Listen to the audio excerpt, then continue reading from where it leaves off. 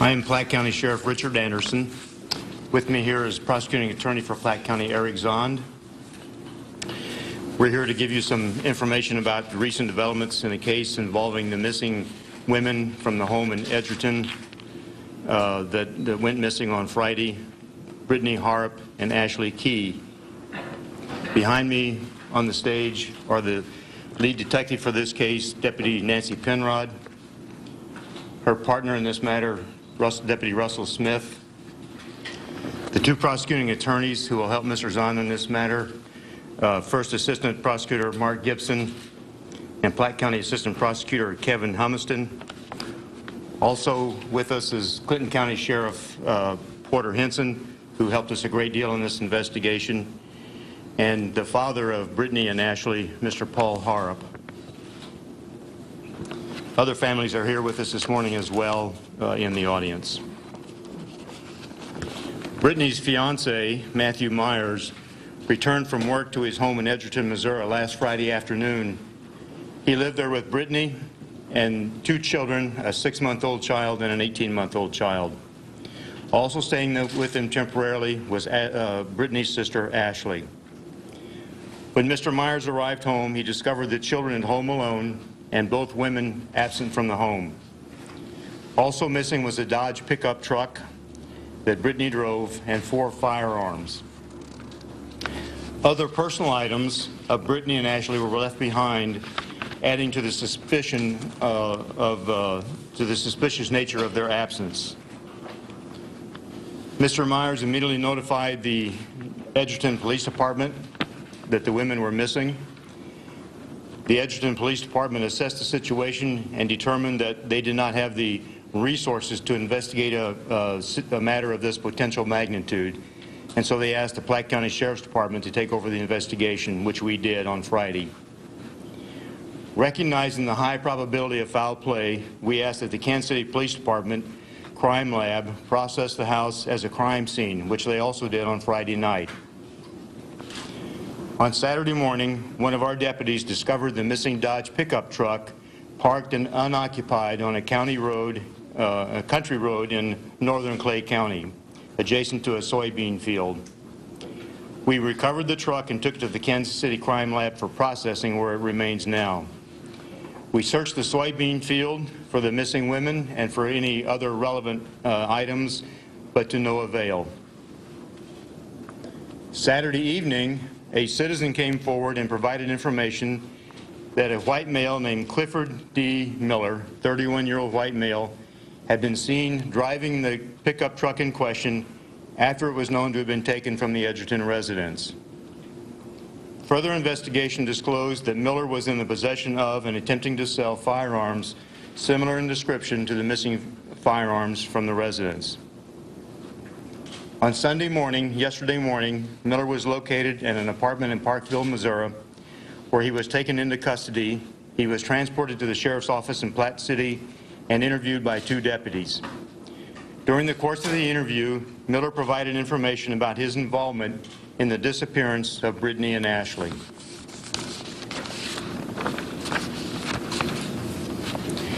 Miller admitted that on Friday morning, July 13th, he was high on methamphetamines in the early morning hours, and did go over to Britny's residence in Edgerton, Missouri, and at approximately sunup, he entered the residence.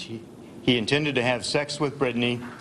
He had never had sex with her before, but he had known her for a while and was attracted to her.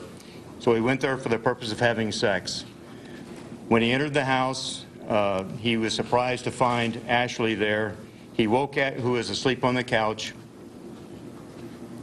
When Miller walked in the front door, Ashley awoke and challenged him as to why he was entering the residence. Miller then believed that he had to get rid of Ashley, so that he would not get in trouble for walking into the house. So he began to punch her and beat her until she quit moving, and then he smothered her with a pillow.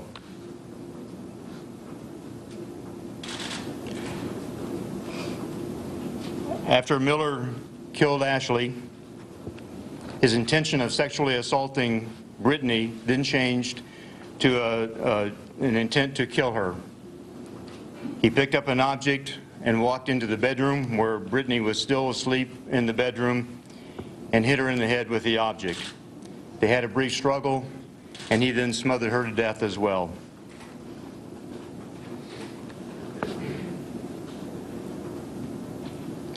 Haarup's baby, Britny's baby, was in the room with her asleep as well. So Miller then took the baby and moved it into a second bedroom where the other child was asleep and put them in the same room.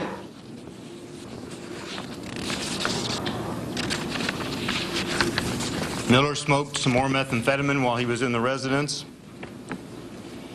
and he then cleaned up the blood and removed the bodies to a pickup truck that he had moved around to the back of the house, the Dodge truck in question. He also took the guns and put them in the pickup truck as well.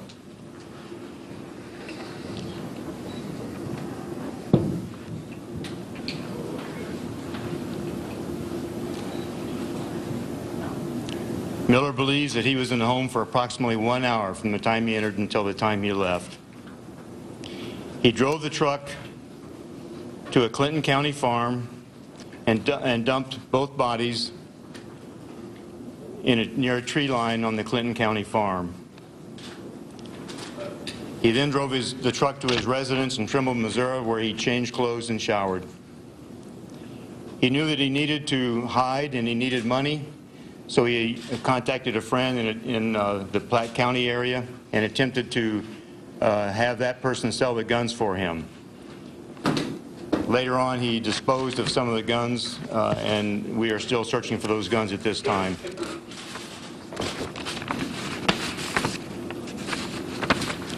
The bodies of Britny and Ashley were located and recovered from the farm in Clinton County yesterday.